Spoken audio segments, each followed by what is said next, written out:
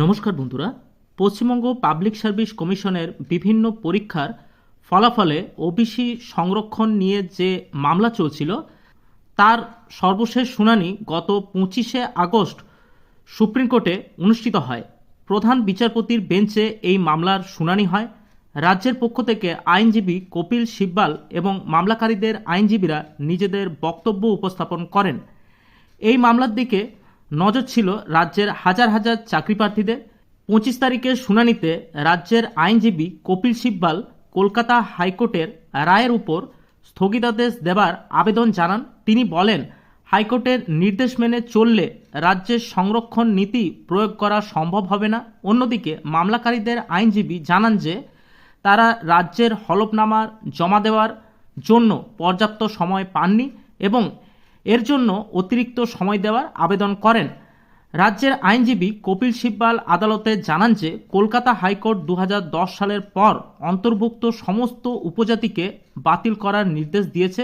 তিনি এই নির্দেশের উপর স্থগিতাদেশ চেয়ে আবেদন করেন, কারণ এটি কার্যকর হলে রাজ্যের সংরক্ষণ সংক্রান্ত কোনো পদক্ষেপ নেওয়া সম্ভব হবে না।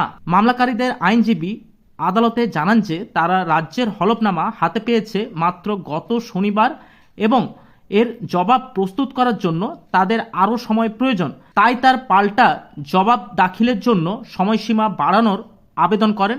প্রধান বিচারপতি মামলাকারীদের আবেদন মঞ্জুর করেন এবং পরবর্তী শুনানির জন্য প্রথমে শুক্রবারের দিন ধার্য করার কথা ভাবেন, কিন্তু মামলাকারীদের অনুরোধে তিনি সোমবার অর্থাৎ 1 সেপ্টেম্বর 2025 পরবর্তী শুনানির দিন ধার্য করেন।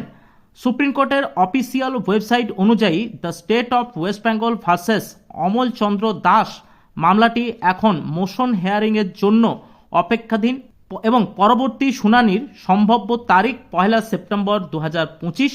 এই মূল মামলার সাথে আরও 9টি মামলা যুক্ত হয়েছে, যা মোট 10টি সংযুক্ত মামলা হিসাবে বিবেচিত হচ্ছে। 25শে আগস্ট শুনানি মাত্র 2 মিনিট স্থায়ী হয়। পরবর্তী তারিখ ধার্য করা ছাড়া আর কোনো বিশেষ নির্দেশ দেওয়া হয়নি। চাকরি প্রার্থীরা এখন পরবর্তী শুনানির দিকে তাকিয়ে আছেন, যেখানে এই গুরুত্বপূর্ণ মামলার ভবিষ্যৎ নির্ধারণ হবে। অবশ্যই আপনারা আমাদের চ্যানেলটি সাবস্ক্রাইব করে রাখতে পারেন। পরবর্তী ওবিসি সংক্রান্ত যে মামলার আপডেট, সেই মামলার আপডেট সবার আগে পাওয়ার জন্য ভিডিওটি ভালো লাগলে একটি লাইক দিয়ে আমাদের উৎসাহিত করতে পারেন এবং তথ্যমূলক ভিডিওর আপডেট পেতে আপনারা আমাদের চ্যানেলটি ফলো করতে পারেন। আজ এই পর্যন্তই, দেখা হচ্ছে পরের অন্য কোনো ভিডিওতে। নমস্কার, ভালো থাকবেন, ধন্যবাদ।